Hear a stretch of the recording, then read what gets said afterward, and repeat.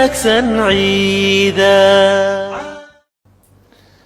بسم الله الرحمن الرحيم.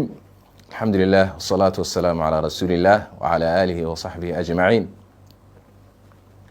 waxaan halkan uga hambalyeynaya guud ahaan ummadda muslimiinta gaar ahaan shacabka Soomaaliyeed meel kasta ay joogaan hambalyadaas oo ku aadan ciid al-adha al-mubaarak ee sanadka hijriga 1443.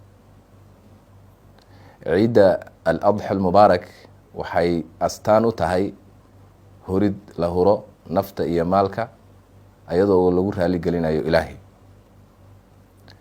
waxaan runtii u mahad celinayaa ciidamada qalabka sida ee Soomaaliyeed ee geesiyaasha oo habeen iyo maalin u taagan naf iyo maalna u hura sidii ay u sugi lahaayeen amniga shacabkooduna nabad ugu noolaan lahaayeen. waxaan rajaynayaa maalmaha ciida inay sii laabaan dadaalkii ay awalba ku jireen. sidoo kale waxaan hambalyo u dirayaa dadka Soomaaliyeed ee sharafta leh ee waxay haystaan u soo huray una diray walaalahooda abaaraysan ee abaartu saameysay si ay u badbaadiyaan ulana qaybsadaan xanuunka ay abaaruhu keeneen.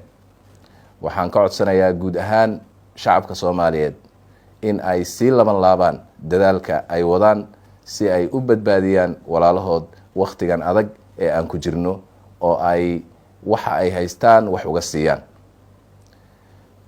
mar kale waxaan u hambalyeynayaa dhammaan shacabka Soomaaliyeed waxaana Ilaahay ka baryayaa in ciideeda kale uu inagu gaarsiiyo bashbash amni iyo barwaaqo.